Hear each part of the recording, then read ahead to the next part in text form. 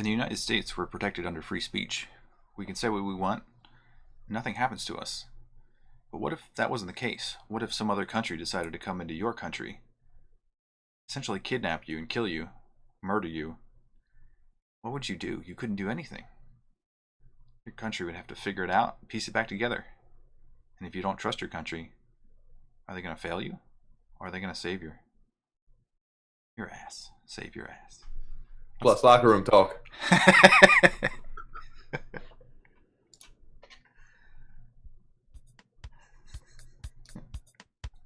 So I'm Dan. And I'm Nick, folks. We're old friends dissecting one topic at a time. People, technology, media, we've got it all covered.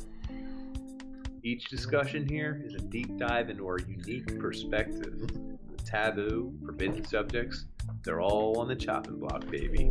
We don't pander to popular opinion. We might even get a little bit dirty. Warning, this podcast may contain mature language and sexual content, and is for infotainment purposes only.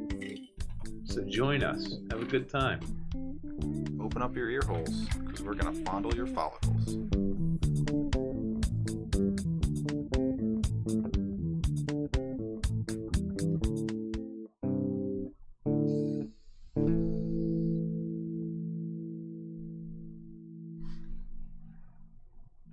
All right, there we go. Yeah. Another episode. Tell me when we're live. I'm going to do a line. Yeah, okay. You do your line, bud.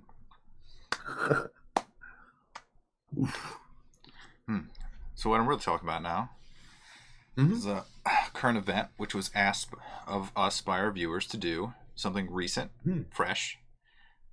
Jamal Khashoggi. Brand spanking new. 5 weeks ago, right? Well, actually, they're piecing it together. So Jamal Khashoggi, how he was... Khashoggi. Yeah. He was essentially lured to a consulate and murdered and dismembered for speaking his mind, essentially. He was a international reporter, investigator. And that's the reason. He a citizen? He was living in Turkey at the time. I don't know what his citizenship is, but that is a good question.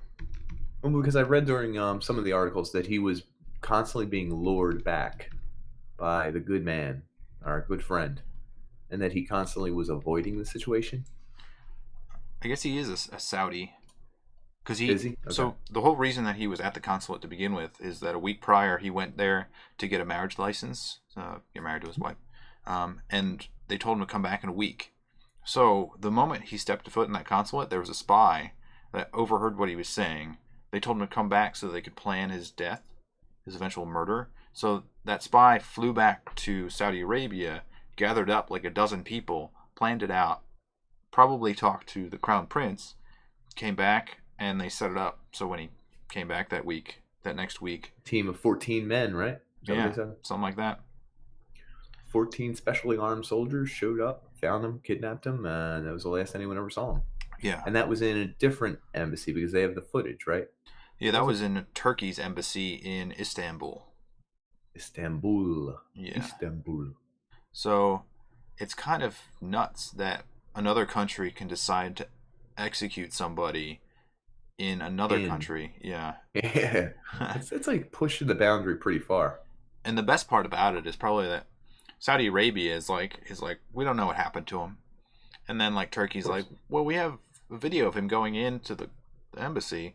And then they're like, oh, well, I don't know. He left. Like, we saw him leave. It's like, we have video of another person looks like him, but is wearing different shoes than he entered. Oh, is that the part? Yeah. Because they had a look-alike that went in and left wearing Khashoggi's clothes, but not his shoes, because I guess the shoes didn't fit in this case. And I just, it doesn't make any sense what he was doing either. They have video of him leaving, so his wife pulled up, dropped him off, and was waiting outside. I'll call it. Bye, Khashoggi. Yeah. That's our last name. That's weird. Call me by my first name, but anyway. I can't wait to marry you, Khashoggi.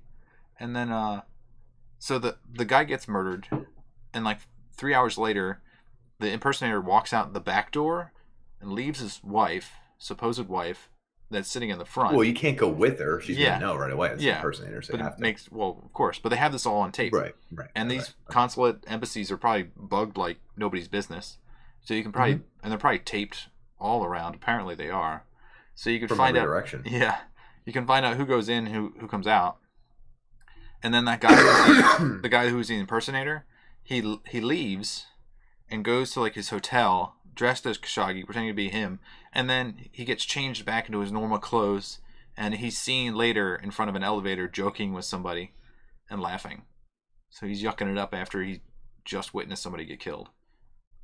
We don't know that he saw Supposedly, the murder, but probably did. Uh-huh. Hey, stranger, put these clothes on and go out the back door. Okay. It's Wednesday. Yeah. Slip him a 50. He just flew here from Saudi Arabia. He needs some new clothes. Might have a Try these shoes on. They don't fit. Damn it. Someone here who has brownish shoes. So I guess put them on. How do you feel about, like, because we're just talking about it now. They could decide that, like, hey, let's go grab those guys and bring them to an embassy and do what we want. I mean, I think I read death penalty is in play for all of them. It better be. I mean, they have them all on tape going in there. And they're all like, well, I don't know what happened to them. Well, then, here's a good question then. Let's say we find out that our CIA did its own research, correct? Mm-hmm. Now, originally, we kind of thought it was the Saudi prince. What's his name? Mohammed bin Salman is the crown prince of Saudi Arabia. Mohammed bin, my man. Anyway, he took over power in a pretty ubiquitous way. Did I use that word right? I don't know if you did. A universal way? Widespread way? I just wanted to say ubiquitous. He didn't take power. He's in line to take over for his father, who is like in his 80s. Yeah. I don't know that guy's name though. Okay. So anyway, the prince. Why? What were his motives? Is what I'm getting at. I think Khashoggi was an outspoken advocate against him, so he was getting frustrated that someone was speaking out, and also the people associated with the supposed murder. They were like, they have photos of the crown prince next to him. They were part of his bodyguards, like his detail. And then like these people are all interconnected. So like that guy knew that guy from college and they worked together. And so it's like of the dozen CIA, people. When they did their research into the program, I don't know how they got this, but they got phone records. And he had phone calls with members of these 14 or so people. Oh, yeah? So, yeah, check that out. They were saying, and they were overheard saying things, right? Yeah, that the deed is done or something like that. Mm-hmm. Like, tell your boss we're done, something like that. Mm-hmm. And I think they have more information than they're letting on, and they won't tip their hand.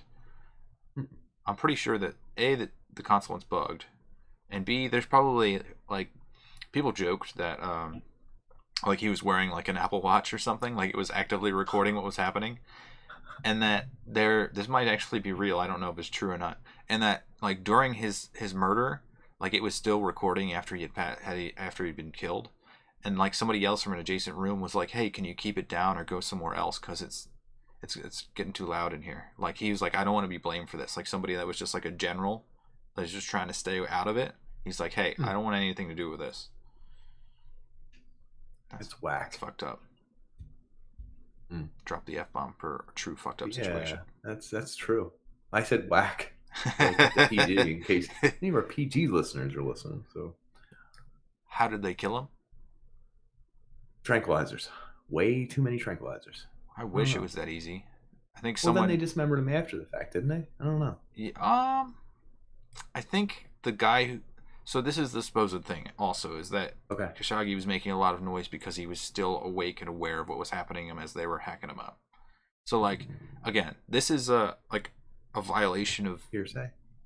I guess, I don't know, human rights I would say, but it's like also like a code, like to do that to another human being. How could you do that and not have repercussions mentally, morally? You have it's completely immoral to do something violent against somebody and then to have them actively in pain. It just seems ridiculous that suffering right before they die, like torture essentially. Yeah. I don't know, to be honest with you, and I don't know which government agencies do it and which don't, and which allow it and which don't, because what's the U.S. stance on torture?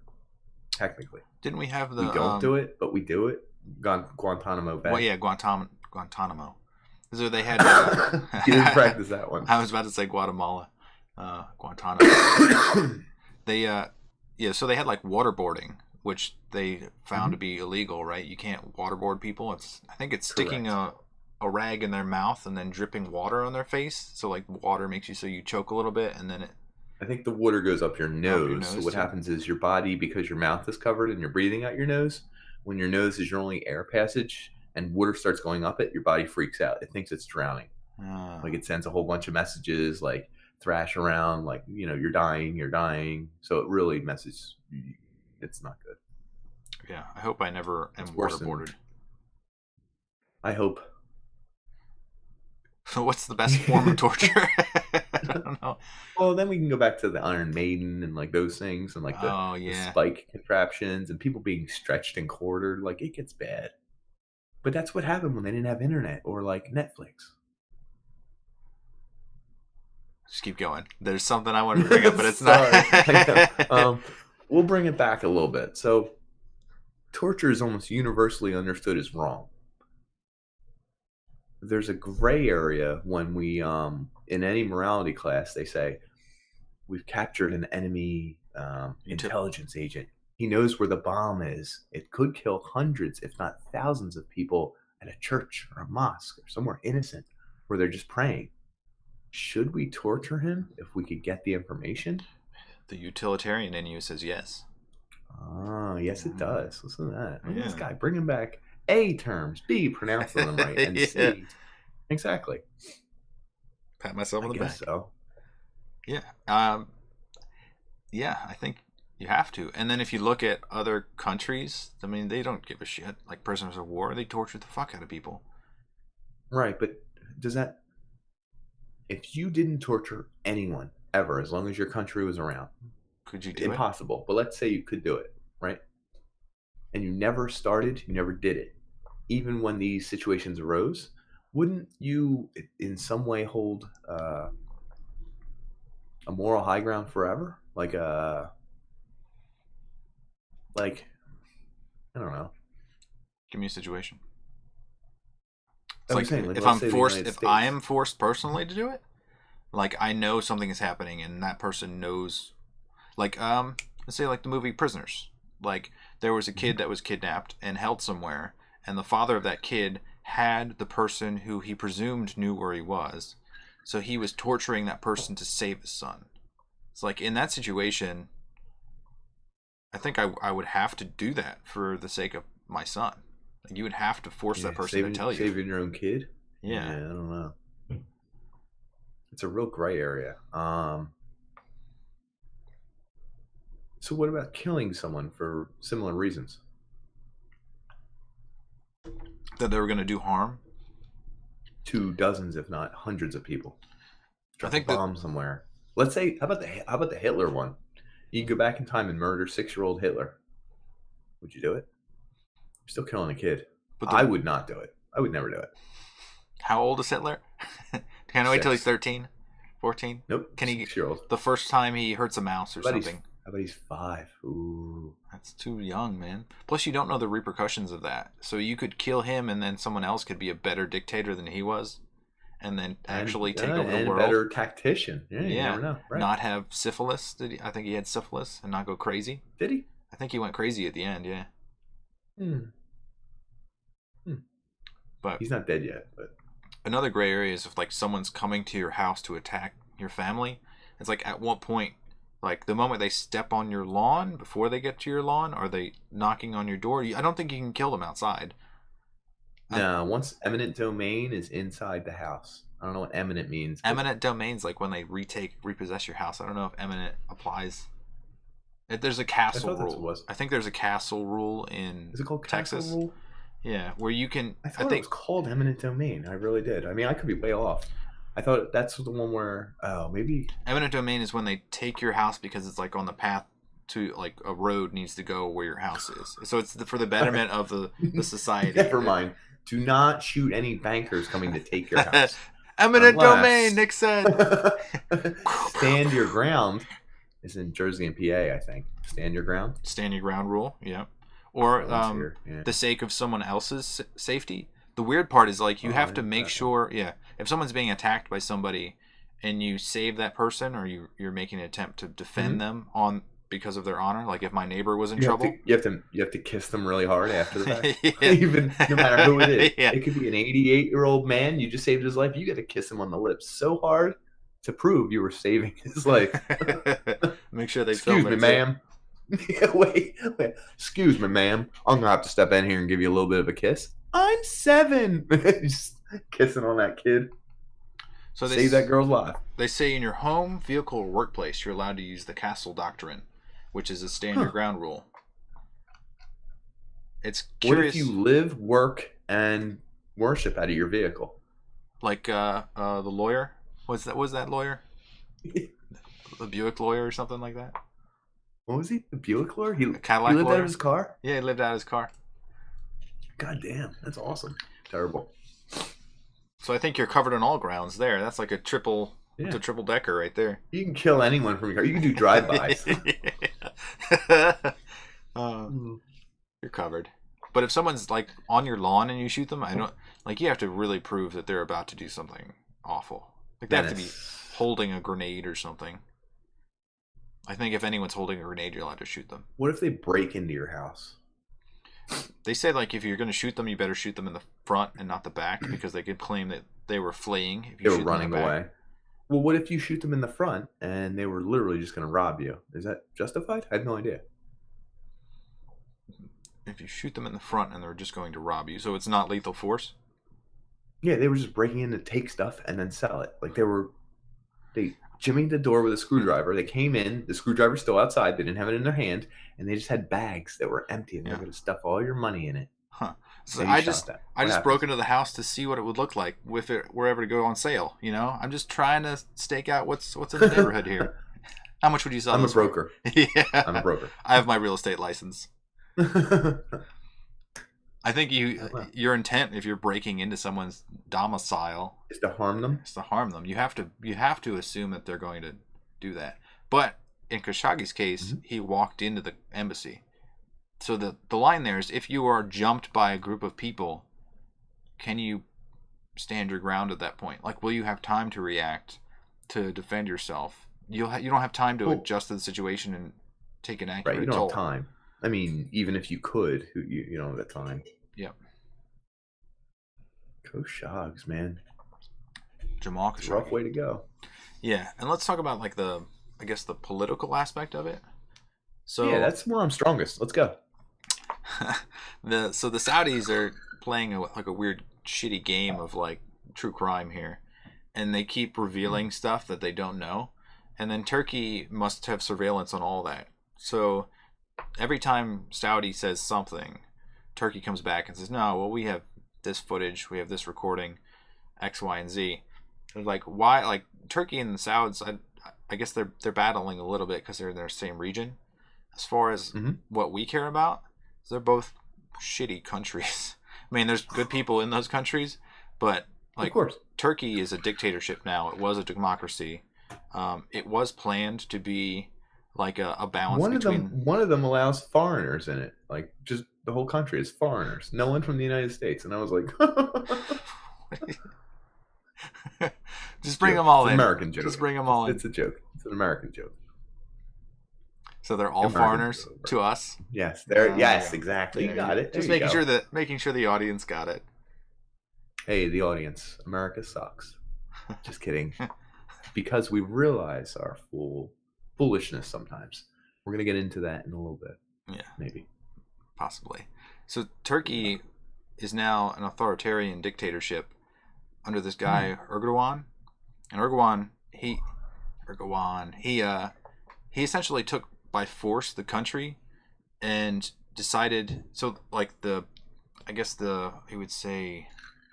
Constitution of Turkey says that there's going to be a ruling power, and that ruling power is checked by the military, because the military is trying to enforce that it is a democracy and voting happens normally, and that there isn't some sort of, you call it like a caliphate, maybe like a religious based leader that is centralizing power. So the whole purpose is that the military comes in to defend the honor of the citizens, but it could be both ways that the military takes to flip power a different way. Yeah. So there was an attempt at a coup, which was in the Constitution to do so, because Erdogan was taking power, and after that coup, which only lasted like a couple days, they just wiped off like 200,000 people. Just like they're like, I don't like, you're a teacher, you're speaking like free speech, you might be against me, I'm just gonna eliminate you, detain you. You know, all the officials that were like, I don't even know if they were for the coup or maybe it was like suspect, but maybe they were just the other party. You know what I mean? So I guess the question to you is, if you're going to detain 200,000 people, how long does it take you to vet those 200,000 people and detain them?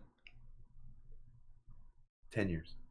Yeah, well, I think this happened within like a couple weeks where they actually took everyone that they decided was against them. So there's no possible way they could have just like really honestly looked at who was against them or for them. It's just like, that Nick over there. That Nick over there. Word of mouth. Yeah. He can't be good. He can't. There's no way he. Something sinister about his stare. Yeah. So Turkey, I don't know. I mean, as far as like U.S. interest, it's like the stable countries are better because you know who's ruling them, I guess. But as far as like partly, I guess, having an allegiance with them, it's kind of a weird thing. It's like, okay, we might get a little oil from them, or they might like enforce military rule in certain areas. It's like, do you want a melee out there with like a whole bunch of random groups fighting and rebels and stuff? It's like, probably not. So we're gonna back like a dictator government for now. It's kind of weird. Yeah, and it's this anti-democratic. It happens all the time. Look on things. It does. So the U.S. backs somebody that's just a better option of two shitty options, and they're not backing. It's money based usually, right? Yeah, I guess economically based. Like which one has the most advantage to you? Right.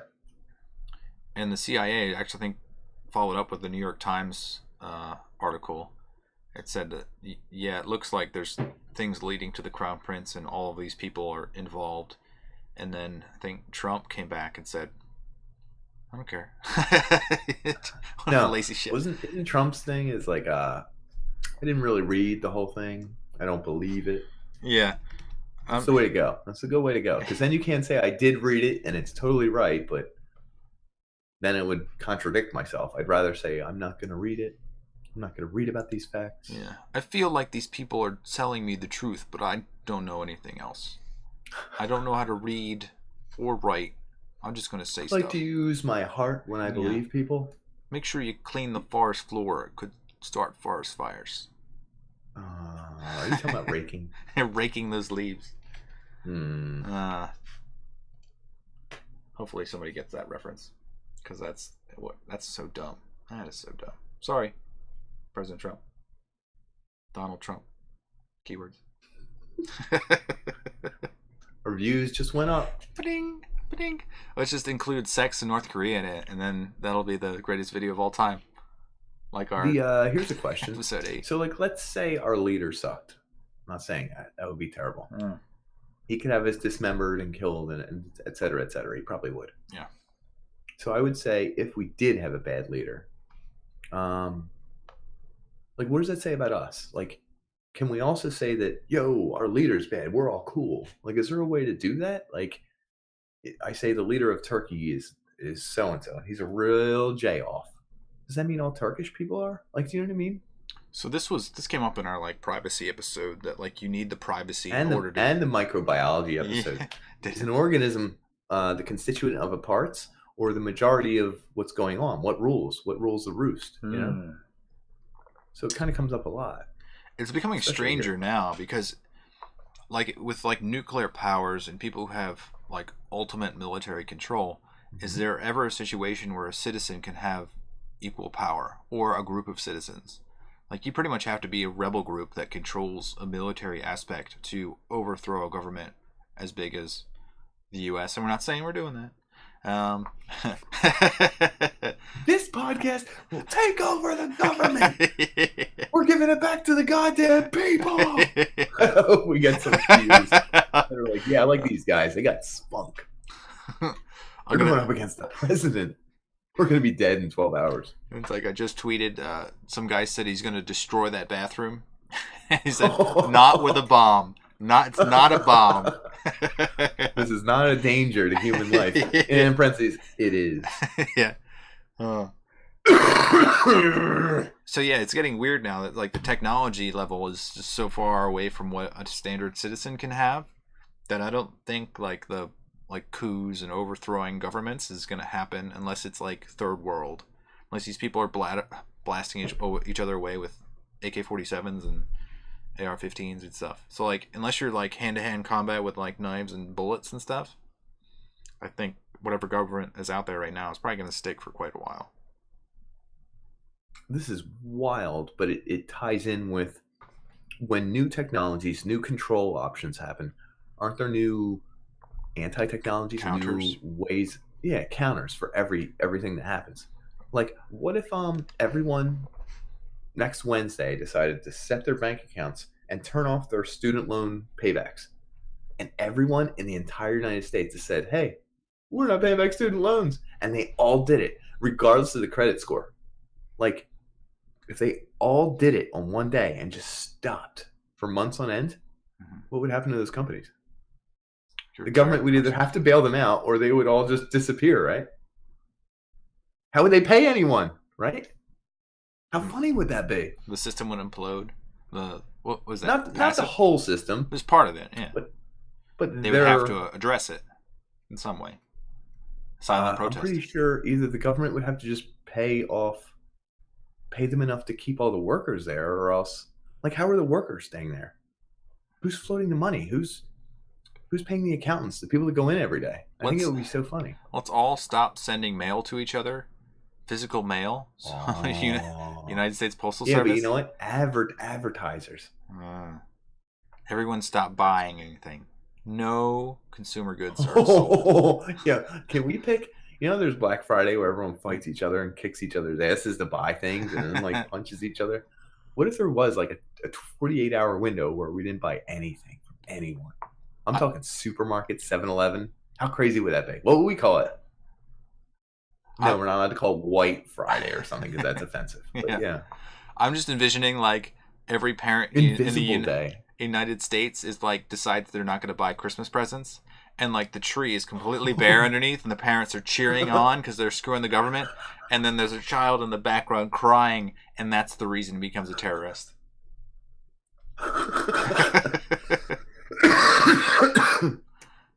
I can see it. Yeah.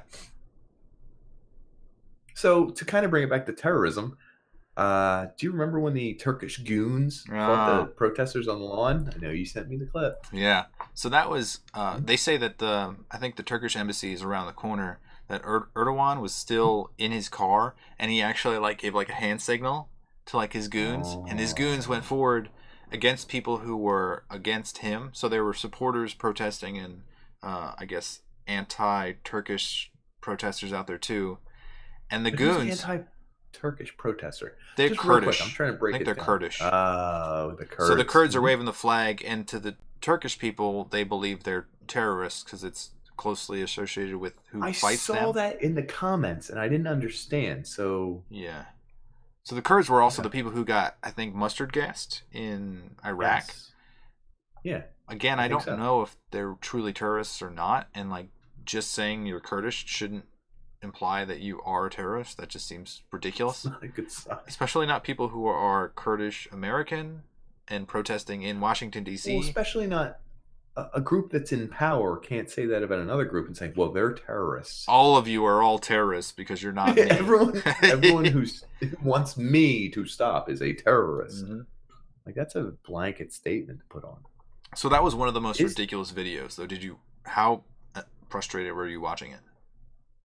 Not that frustrating. Really? I watched it before I read the description and before I read all the comments and before I knew the context. I was like, oh shit, they're throwing down on the White House lawn. And they don't even shoot these guys. They're just hitting them with a baton.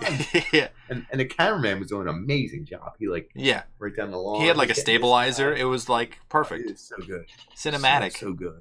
I can't wait till they have drone footage where it's just like a 3D. It's like VR. You're jumping into you're trying to fight. That'd be amazing if they recorded it in VR and you got to beat protesters.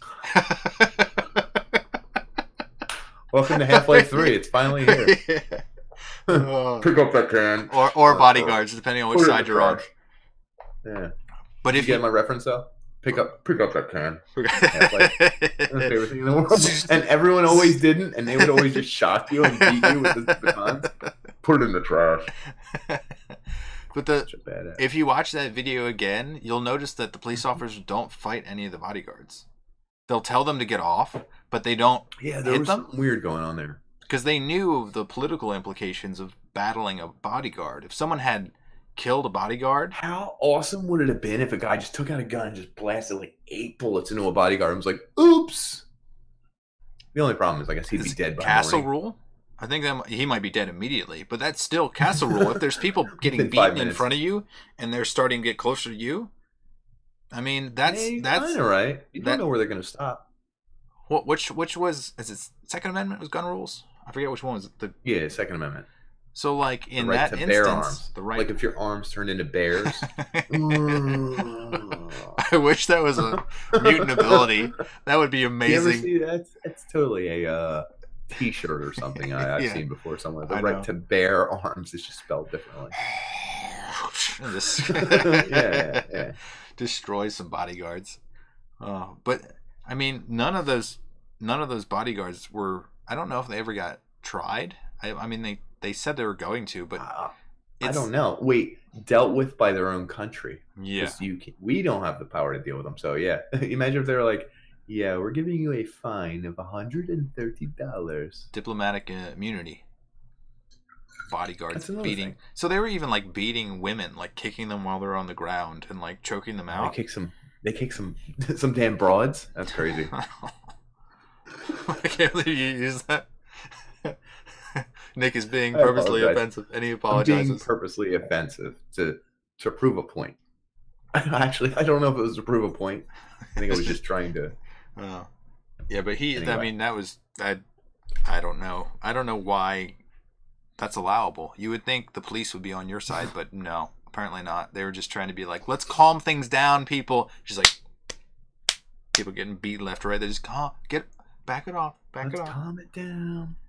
No, but it's in general, it's wild. Were we going to talk about this Saudi treatment of Wheatman? So Saudi Arabia is also in the Stone Ages. I think their government is based off of a royal blood type of thing. That I think 300 years ago they had one ruler, and the descendants of that ruler have continued to control Saudi Arabia. And since it's an oil state, like they have all the money in the world, so I guess they just keep maintain spending their power. way to whatever. Right. Yeah. So here are some of the ridiculous things that Saudi Arabia does. Maybe. We're not journalists that want to die. Yeah, imposing prison sentences for tweeters. So anybody who's against the government and they tweet it out, they might come after you and put you in prison. And prison is probably not our prison where you get left alone and stuck in a cell. It's probably more like you get tortured. It's worse, beaten, probably. For the record, I always tweet at ICE.gov. ISIS.gov or ICE? No, ICE. Immigration control. What's the group? ICE that works in America. What is ICE? I actually don't know what that stands for. Immigration control. I thought it was control. Immigration and Customs Enforcement. Oh, Customs Enforcement. I tweeted ICE like every week or two. What do you tweet at them? Never anything like a threat, because that would be weird. Mm-hmm. But I'm always like, oh my god, another agent at ICE, and I'll put it all in quotes and tag them and be like, offered to suck my dick in front of my kid. I don't know what to do. And then they never respond, and they refuse to block me. Sometimes I'm like, ICE, 18 children were living in my work, and I put a fake address in, and I hope they go to it one day. I do that kind of stuff all the time. I think it's fun. They're tracking you in some way, man. Oh, but what am I going to do? Like marry an immigrant and hope they don't find me? You know what I mean? Like, I'm not doing anything immigration related, so I don't care. But I think they're a great organization, and I root for ICE.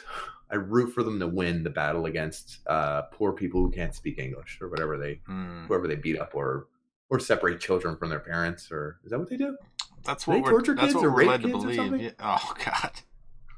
No, I hear that's what they do because they're told. Because that's what's it's on okay. the fake news media. Some of that I don't know. Might be true. Anyway, might have happened once, it and might be true. they play it up. It probably did happen once or twice or 3 times or 5 times a day. But anyway, it's ridiculous. But to corral myself because I'm having a little too much fun. We root for ICE. Big ICE guys here. I just don't like how they offer to suck my you-know-what in front of my wife. So if I could tone it down a little bit, that'd be great. Moving on. Saudi Arabia. I would be arrested for sure for tweeting. Yeah, that's it. Yeah, you would have been. That's where we were going. You would have been canned. And then forbidding women to drive. I think that recently got overturned. I think they just recently allowed their women to drive.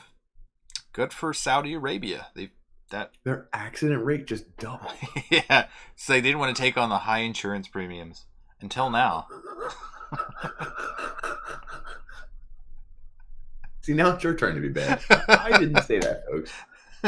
I'll just keep my mouth quiet after the little ICE thing. Let's see. I know there are stories of people that have committed or seen people commit crimes, like children stealing food and stuff. And they, I mean, their justice is swift. Like, I chop their hand off immediately in a public square. It's messed up. Like, you're just condemning someone. Like in Aladdin? I guess Aladdin? Do they do that in Aladdin? Do they actually chop a hand off, or they try? They hold them up with. They were about to, and then Jasmine grabs the apple out of his back pocket and says, no harm here. The apple has been returned." Really, it was the same apple. So Aladdin owes his hand to justice. That's all I'm saying. At least they didn't kiss in public, because PDA is also frowned upon.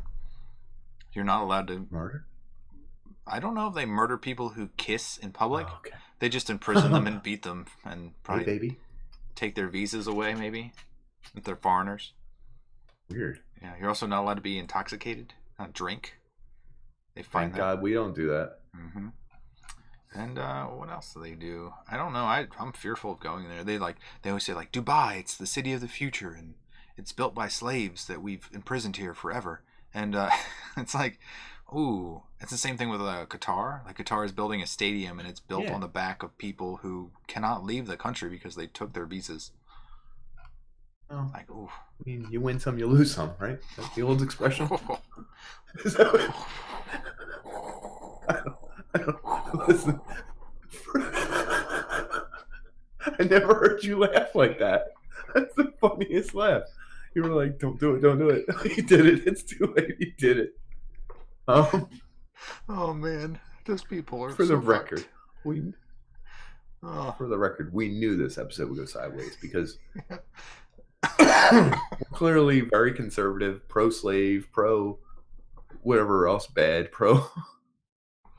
I wish we could correct these things, but the U.S. government is so entwined in the oil fiasco and money, and they don't give a shit about human rights or justice. Again, this comes down to something we said earlier. It's all about following the dollar. Whatever makes you the most money usually is what governments go with. Mm-hmm. Because government's made up of people. And you have enough people working together. Everyone hates their job, but they just want the money from the job. So boom. Ergo, let's make the most money. Yeah, and to show our sensitive side, I think Nick has a story that might shed a light look at to this. your... You're going to turn it around. Look at that. So, I sell marble and granite. I sell countertops. No one cares. Do you want the $34.99 special? You want the $19.99 special? Like, what do you want? That's what it boils down to.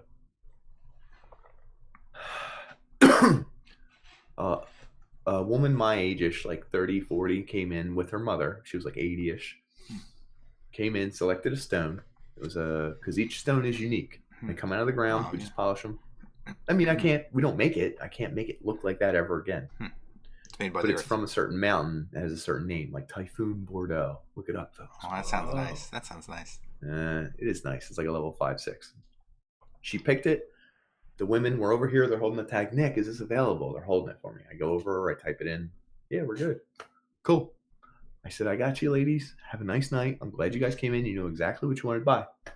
They came in 2 hours later. I never have two people. It's not even my customer. It was someone else's customer changing stone. They come in. They reach over to me. Nick. I need to hold tile up to the stone. Okay, no big deal. Bring them right back. Hold up their tile, their cabinet, or whatever, because everyone likes to match everything to their stone. That's what you got to do. As I'm looking, cold sweat starts running down my back because the tag they were holding up, asking me to do the check for, was for the stone behind that stone. And I should have known that, but I was like, oh, go. And I look at the other end, and it's a big old tag, and it says sold all the hell over it, right? Oh, shit. So I'm like, oh boy. One of these. So I'm like, ladies, let me double check something here. Let me see what's going on here. My voice gets real high, you know what I mean? It's totally sold. I tell her the old lady is the one that's the saddest, and I don't know why. It's like her mother-in-law. It's like the darkness in their eyes and around their eyes, just like it's darker. Well, it was her shoulders were low, like she wasn't holding herself up, like she didn't care, and she was slumping. And we showed her the two stones behind that one. It's like the whites of her eyes are more like an eggshell now. It's fading off into a off-white. Yeah.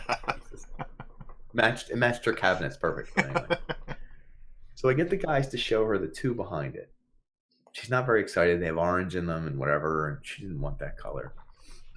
She keeps looking at the one. I showed her one over here that's broke. My guy Greg in the back, he has a ruler. He's like very Greek. He's like, no, we work fine. It will work fine. It will work fine for you. We will work. It will be broken. We will make it work. He's trying to just get her to agree with it. And she's saying, okay, we'll do that. And she goes to the side, and I'm with her, and the other two are over there arguing, the daughter and Greg. And she goes, me and my husband saved up for 8 years, and we bought our own kitchen, and we put in the most beautiful granite. And I said, oh, that's wonderful. I know where this is going. He died like 3 months later. Oh, shit. So anyway, she lived in the house. They sold it like 5 years ago at this point. But in her new house that she has right now, they're redoing the kitchen. And she wants to recreate that kitchen exactly. It just would remind her of her husband. And I was like, oh, man. That's a good fucking story. So, what is it? Jumping in and out? No, I'm shocked. Oh, okay, good. That was a good story. Yeah. Anyway, she didn't like any of them that much. She's really depressed. We had her stone, and I ruined it. So she's leaving, and Greg goes, oh, no, check this one. And like it's like one of the weird ones to the side in the remnant pile. And she looked at it. She was like, that's okay. And I could tell. I'm like, fuck. I ruined it. We'll put it on hold, man. We'll look till we find a lab from somewhere. I don't know. Good luck. I love you. I don't know. I'll carry the tile out with you. I carried the tile out for her and the daughter. And they're not mad at me, but they're like disappointed and everything. They're real sad. Yeah, they're pissed at you. We They won't say it. They weren't even pissed at me because she knows she held up the damn tag and asked me if it was the wrong available. tag. But I should have known that was, I don't know. Yeah. Anyway, we get to the front door, and Greg, the guy who's helping us, comes running out. He goes, Nick, get him 5 minutes. I'm like, all right. Mm-hmm. I go in the back. I've never done this with Greg. We got to like move slabs of granite. They weigh like 2,000 pounds each. I'm pulling this. I never moved this much granite, and we're just pulling in the like pile of stones that aren't labeled. They're not anything. This is like the no man's land. He gets to one, and it's Typhoon Bordeaux. Like we've had a lot of Typhoon Bordeaux. She doesn't like most of them. He goes, maybe this. Eh? I go, I don't know, Greg. We call her out. She comes out. This guy comes. The daughter's here. She's here. We're both standing here, and Greg has to pull it out with the crane. Well, they always just kind of lift it out. Yep. Well, because of where it is, it's in this remnant pile, and all this other stuff's going on around here. There's a crane here. There's a dumpster here. He can't move it that quick, so he's pulling it up slow as hell. And I'm just like, no, come on, dude. And it's the back of the slab, which just looks like white with like matting on it. And I'm like, flip it, dude. Greg, you gotta flip it. Greg. You gotta flip it, Greg. He turns it, and it's going like this. Once it turns halfway, the light hits it. I hear the lady gasp, and she goes like this. and starts crying and nodding. Oh. And then I'm looking and I'm like, what? And it's totally perfect now, and it's floating above us like this big square. Spinning And slowly. he starts slowly lowering it to like this illuminated area in front of us, and she's crying, and she says, she may have said his name, I don't know what she said. And the daughter, now I look at her, and she's looking at her mother-in-law, and she's crying, and they're both crying, nodding, and I'm like, this is good. And she's crying so hard that I started welling up, and I said, I don't know you, can I give you a hug? And I hugged her. I literally hugged this woman I'd never met, and I said, I'm really glad we found this. And I'm like choked up. And she goes over to Greg, he's a worker. He's not a salesman. He doesn't hug anyone. I don't think he's ever hugged anyone in his life. And she goes over to Greg and grabs him and cries into his arm and gives him like a hug. And he goes, he makes his face and he gives her like a half hug. I don't know. It's like a hug, but it isn't. And she goes, I want to thank you. I think I found my husband again or something. And I was like, I started crying, dude. I was like, I can't believe this. And to her, finding that exact slab of granite was better than the one that she thought she had. And it was like, I don't know, it was the weirdest thing ever. To love someone so much that rematching the countertop you had from 20 or 30 years ago meant more than all the shit I deal with on a day-to-day basis or sell. It had nothing to do with the granite itself. Just, she loved him so much that I felt weird. I felt queasy in my voice, like I couldn't. I was like crying, but I didn't want any of my coworkers to know. Except the two. Yeah, I was like, everything's great, guys. But it was just like a movie. It was just it was really wild, and I think about it every night since it's happened, and I really hope they install it properly. I'll break it in half. Yeah. I will kill them. I will kill everyone involved. Metaphorically. With speech. Really? With speech. With weapons. Hammers. The hammer murderer. I don't know that I have an affinity for anything physical that much. I mean, if you embodied somebody as a slab of granite, I guess seeing that slab of granite could make them come back in some form. Like, what about your son? Like, if he, God forbid, passed away at 5 or something, and like you were like, he loved this countertop, like you would be so obsessed with it in 10 years from now that you would well up.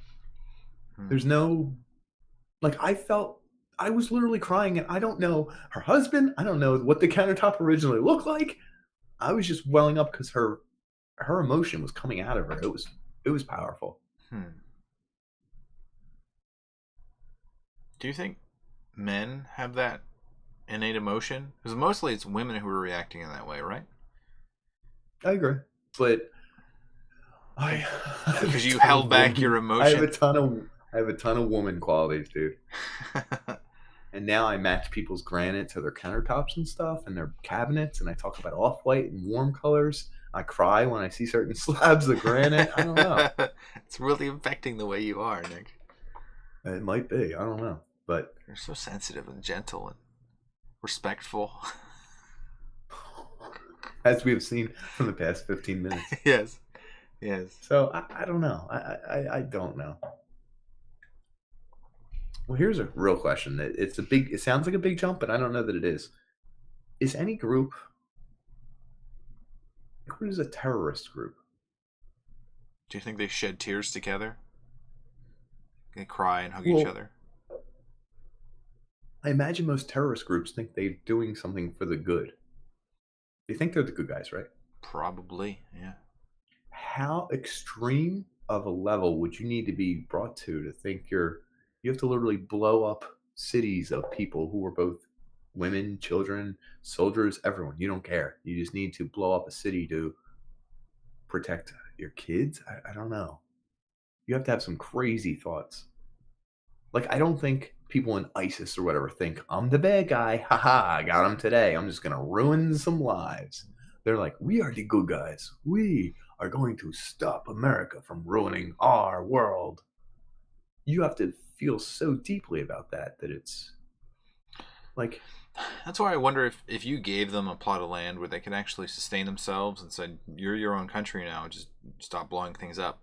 Do you think they Here could are your kids, actually? here are your family. Here, Yeah. Do I you don't think they know. could actually raise their own families, raise their own, government and make it work? I, I'll put it this way: how about if you said, "Here are your kids. They're safe. Here's your land. It's safe. Um, here are your beds. They're warm. It's not a big area, but it's yours. Do you want to continue being in ISIS or whatever?" Do you think any of them would keep going, or would they just be like, "I got it"? Like, what do you was mean it? the only reason I think you can be in a group like this or a terrorist cell is because you don't have your family anymore. They've been taken from you for something. You don't have a home to go to. I think I that's can't. part of it. I was watching an Anthony Bourdain special about I think it was an island that was just like third world, but they didn't have anything to do. Like there was a young population that wanted to do something, and a majority of them would like leave and go fight in wars that weren't theirs. So they would go to like ISIS and say, "We just want to do something. We want to change something." Like they don't. Like in that Be case, a I don't soldier. think. Yeah, I don't think the soldier mentality really fits in with like a homesteading mentality where you're just saying, "I just want to True. comfortably live." Maybe that's like 10 years from now, and you're projecting that you're going to be a glorious You're soldier that, 40. Mhm. yeah, that sets up a life that you can control. But I don't know. I don't know if that's.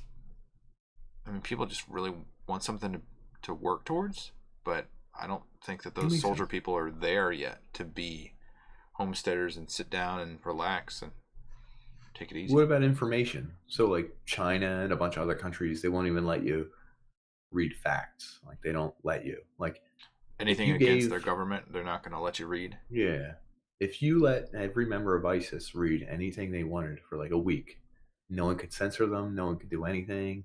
They could talk to whoever they wanted to. Do you think that would change something?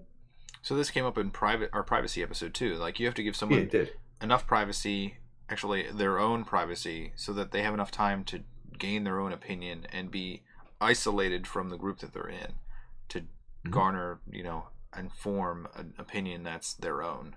Like if you're constantly ingrained in a group, which I think most of these people in these terrorist cells They're are. 100%, dude. Yeah, Yeah. they're like up 17 hours. They're constantly. They don't let them. Hey, Johnny, way to hang guard last night and kill a couple kids.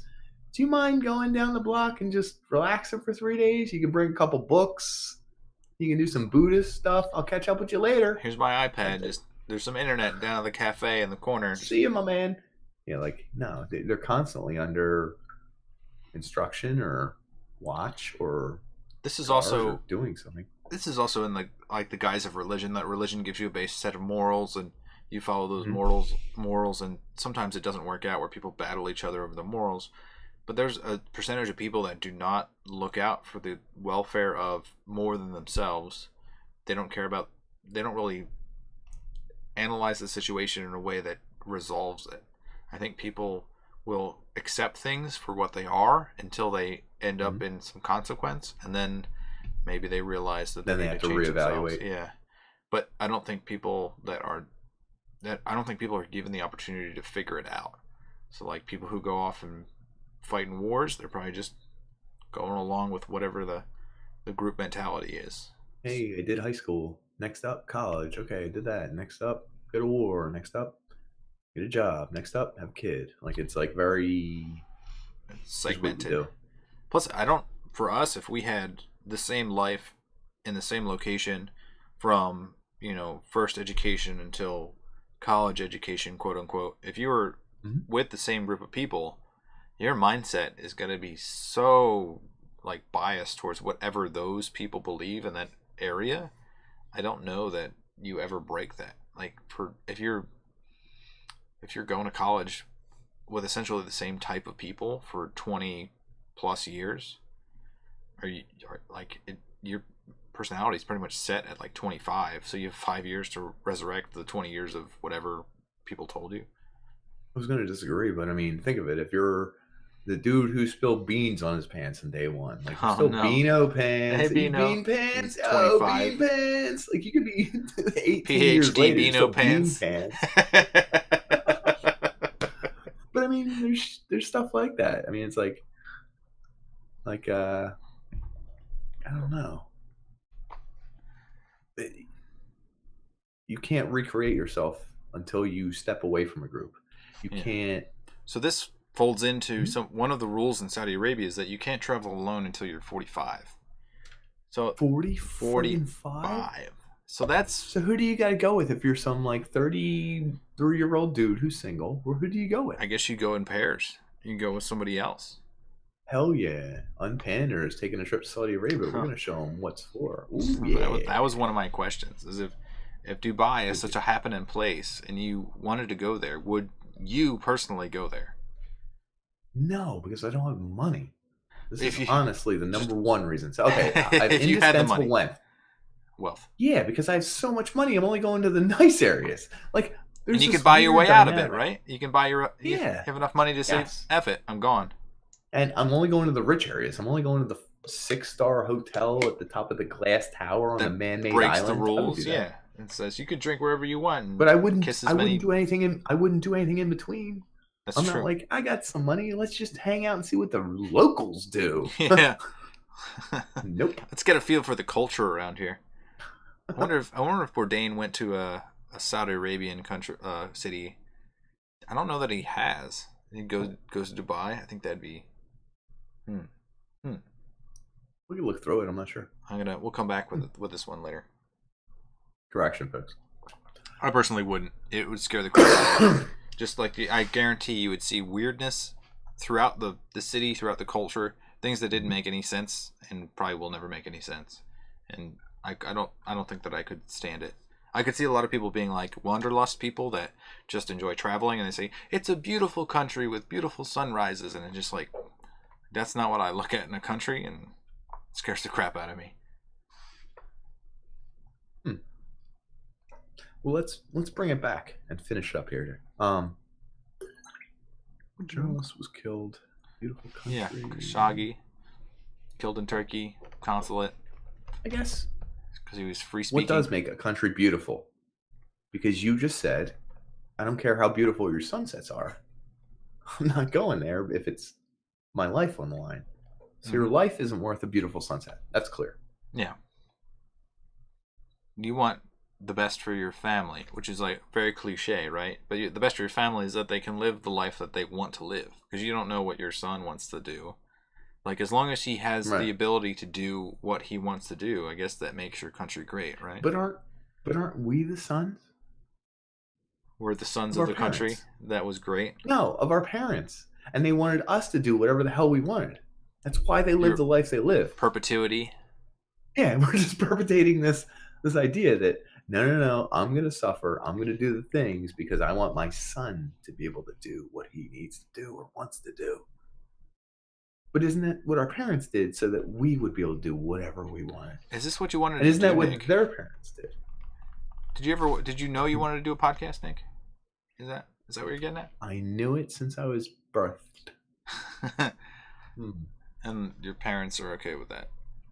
They don't even watch the show. Yeah. I told my parents and they didn't watch any. They're like, "That's great, son. Good. I guess that's good. Good job." They don't care. They don't give a shit anymore. You're old. Who gives a fuck about you? It's weird. We're getting a whole bunch of weird areas. I don't even want to open up a new weird area. I just want to kind of close it up. I want to figure out what's a nice way to bring this all together. Button it up. Let me see. Like calling each other the F word in the locker room, not okay anymore. You know what I'm saying? Do you want to do locker room? No, I didn't. I just wanted to bring it up because we were going to do locker room talk, but there's not enough time. We can't do locker room talk. No, we can't. I don't know how it fits in. Anyway, how many times would people roll up hockey tape over their equipment and throw it at somebody? Oh my God. I got something sticky in my arm here. Woo! I got it. I mean, everyone tries to hit the trash can in the middle, but they always miss. Yeah, of course. Well, then there's people who throw it at other people they like or don't like. Intentionally, yeah. And then you have to figure out whether it was good or bad. Locker room stuff is... Have you ever seen a locker room incident that resulted in an actual real life fight? Well, It's usually fun and games and then chiding. there's like locker room boxing where you wear a helmet and you wear the gloves. To wear the gear and the gloves. But then you punch each other. I legitimately knew how to fight, and the person I was battling did not, and I punched him in the stomach, right in his, like, I don't know if that's like off areas, but it's like it's still in the gut. It is. The diaphragm. He couldn't breathe right afterwards, so I was like, I don't know. If you're trained to fight, it's very hard not to take advantage of somebody because it's just there. It's instinctual. Jerk. An asshole. Mm-hmm. But still, you can punch to the head could be seen as a bad choice. We're gonna punch him in the arms or something like what the hell? Who does that? Anyone ever do drugs in your locker room? I'm trying to think. I don't think anyone ever did. Maybe weed.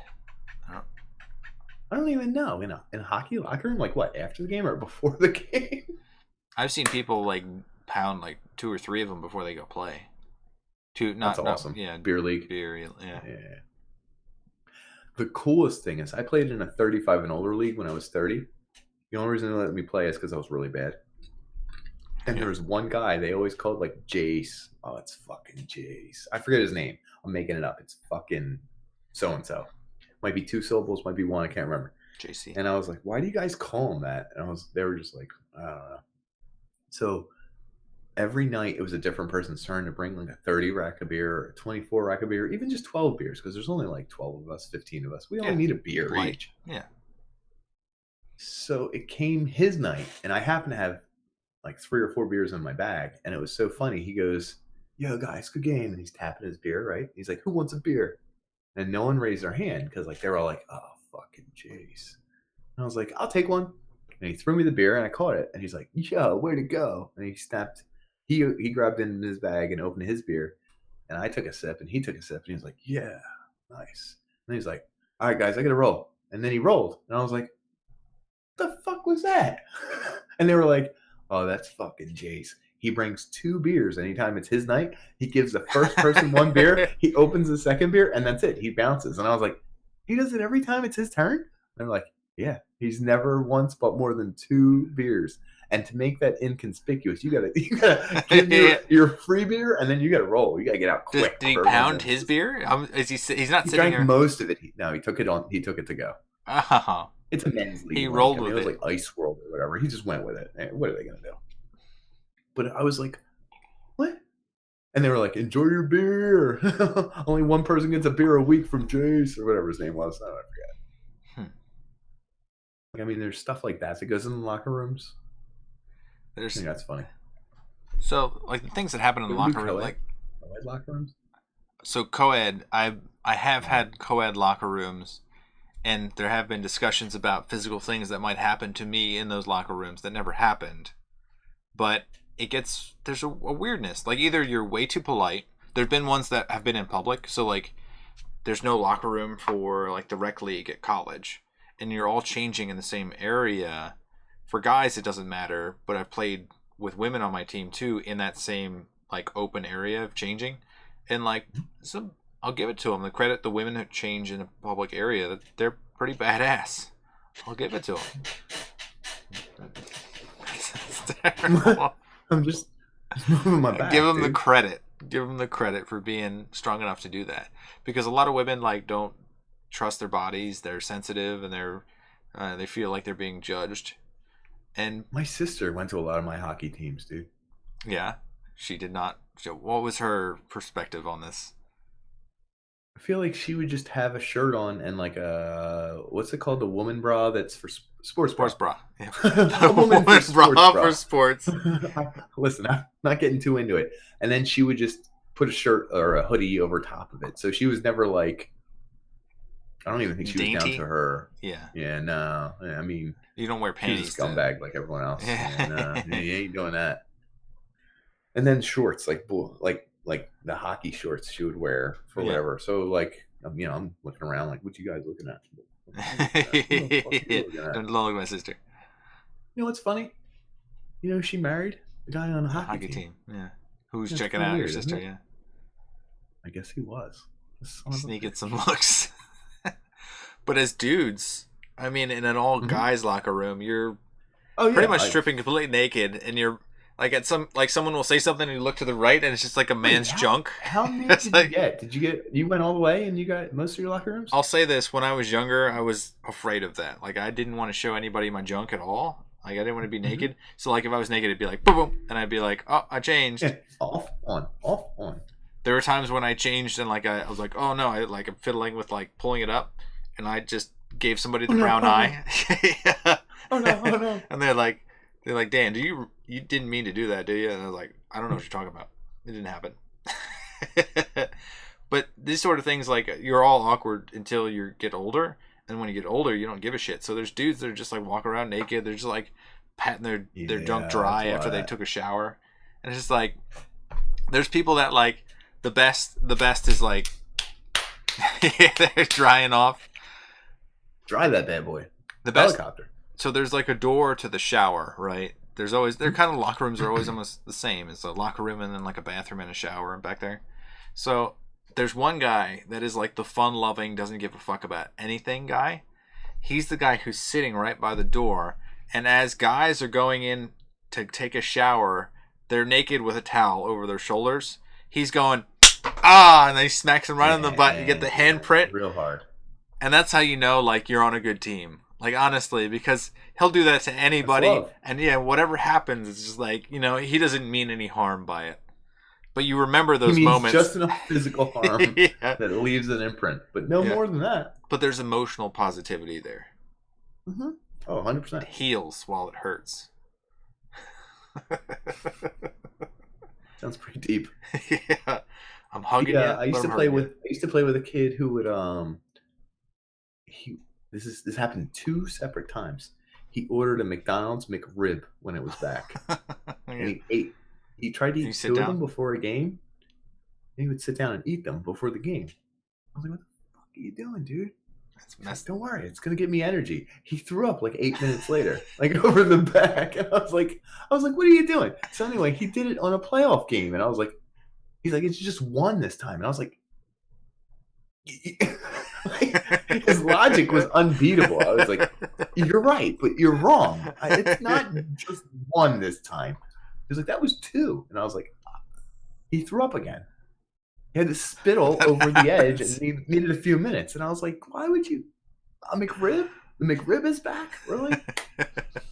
We've had that with a lot of stuff in a locker room. Ice cream and pizza. I've seen people do that. You never. Terrible idea.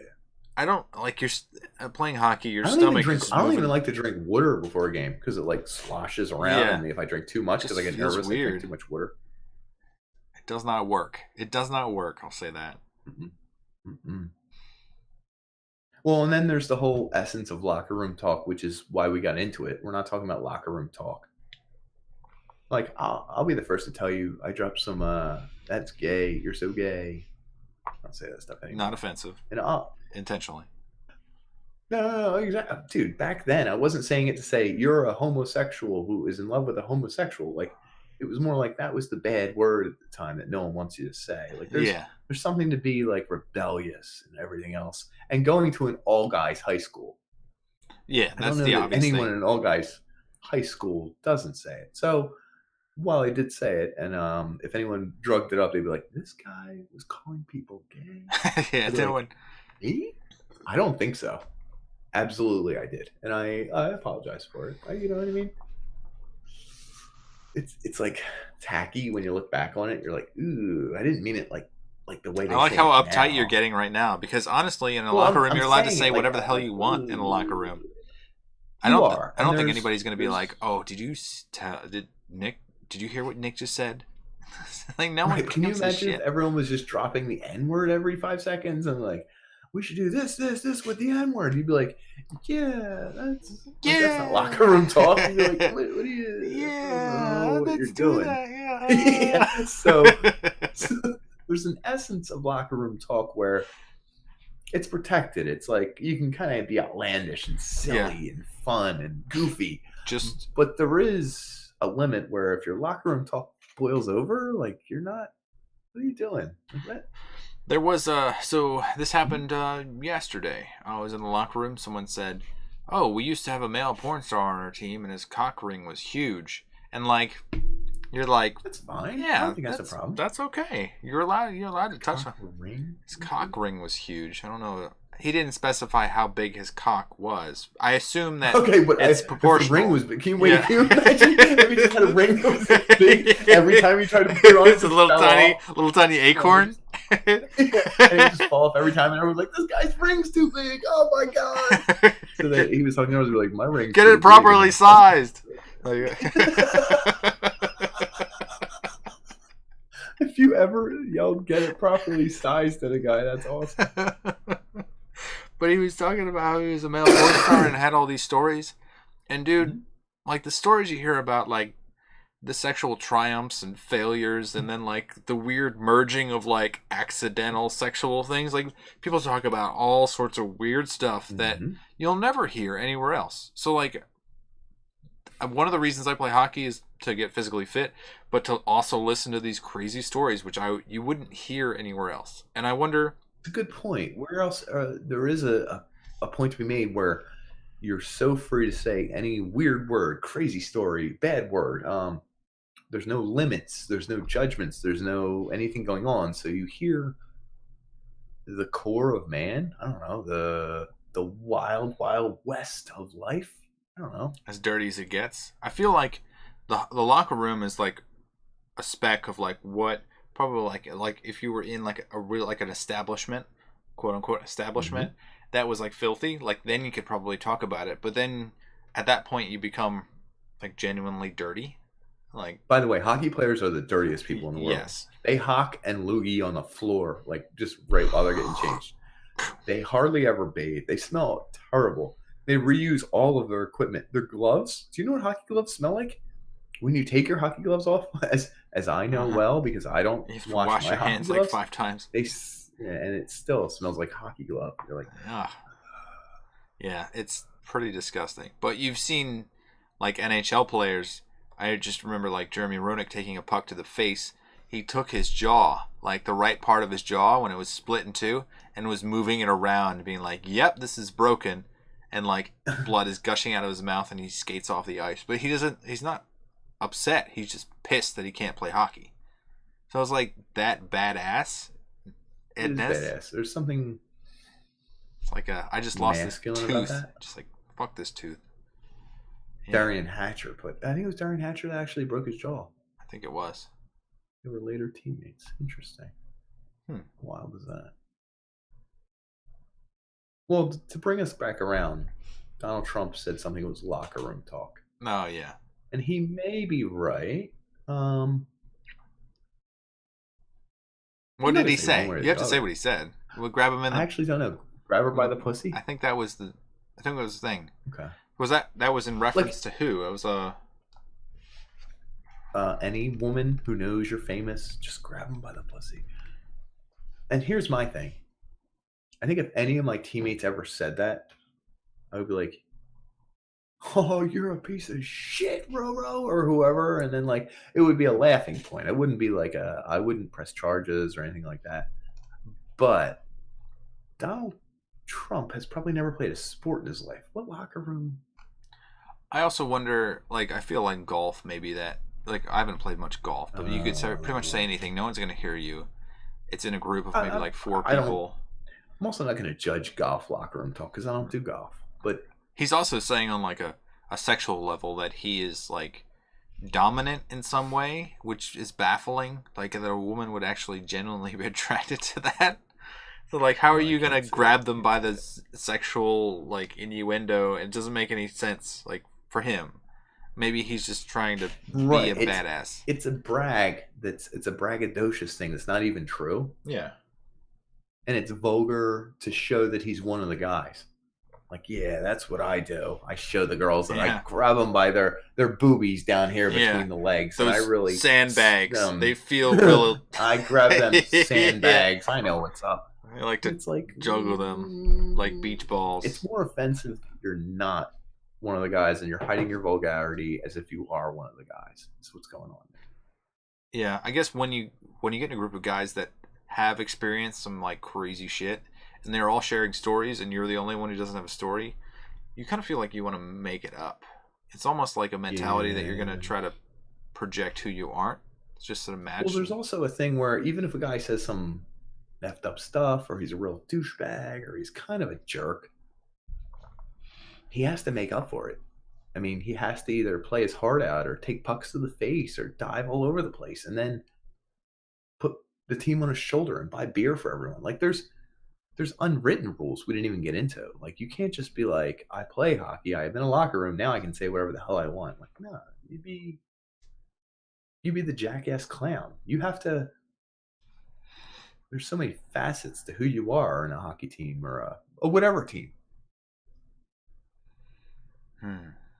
I do miss those times when you had, like, in high school and in certain adult leagues, we had the same team for like 4 or 5 years, and you knew the intricacies of like who a person was and what they were going to respond to, and like you'd hear a comment and you'd just be like, and then like that guy would say the comment that you expected, and then the whole room would just be like, he just like, everyone would slowly move towards that guy to just see what he would do, and he you know, it's like, Brett, he's gonna ramp up right now, and then he drops a story about like he did this ridiculous thing, and I can't talk about it. That was my mother. You know, it was his mother, and it was like almost fist fight in the line. That's cool. I love that. But that's the bond that. I don't know that other, like, as far as like a sexist thing, like I don't know that women feel that bond in the same way. Like, they might discuss things, but I don't think it gets. I think they do, but not in the sports realm. Like, they could feel it in maybe their major, their career, their different things they do. I just don't think it happens in. I know maybe there are women hockey teams. I don't know. Maybe they do. I don't. But I know there's one woman. Know. It's not in the competitive nature. So, like, again, the hockey room talk is after you play a game, and if you just got in a brawl with somebody, all the dudes on your team are just like ready to fight everyone else. Like, if you get in a brawl, there's a like I got your back like notion. So if you get decked in like an illegal way, someone cross checks you and boards you, your teammates, if you have a good team, they will back you up and then beat the crap out of that person. I don't know that happens on a female team, and I know it does. It does. It does? Yeah, not to the same extent, but it does. It's not unheard of. I'll put it that way. Okay. Because I've heard stories. My sister's team. That they bonded that much that they were able to back each other up and get pissed, or that they're manlike enough, like they're their testosterone a bit earlier, a little bit. Yeah, you know what I mean. But I think that's a rarity, though. Like, I think it's for men, it could be sort of common, but for women, it's probably a little bit rare. I know one woman who was the captain of her, I guess, cross country team, and she said she wasn't competitive. She just liked the social aspect. Country, dude. It's soft. How do you, I know. I mean, you don't. But what do you hand off the baton? That's your big connection. Yeah, that's your connection. He hands off hard. She hands off like really soft. Like, you know what I mean? Like, but to be a captain of a team and just like be like, I don't like sports. I just like talking to people. Like, it's like a weird, like, you just literally said your favorite part of men's league was the stories more so than the game, didn't you? I don't know if that's true. I think you said it in this episode 15 minutes ago.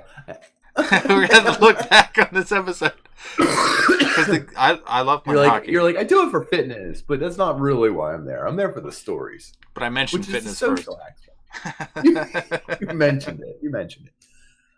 Regardless, locker room talk is sort of sacred. You don't get it anywhere else, I guess, right? Yeah, the nasty stuff that people do and the honesty. And talk about and say. Yeah. And you could be as vile a person as you want to be in that locker room, and people probably won't. They definitely won't report you. No. Oh, he said this in the locker room. It's like, imagine if the Golden State Killers playing on a hockey team, and he was like, I raped 13 women and had sex in 18 villages, and I've never been caught by the police. And everyone on the team was just like quietly in the locker room. They were like, I don't know.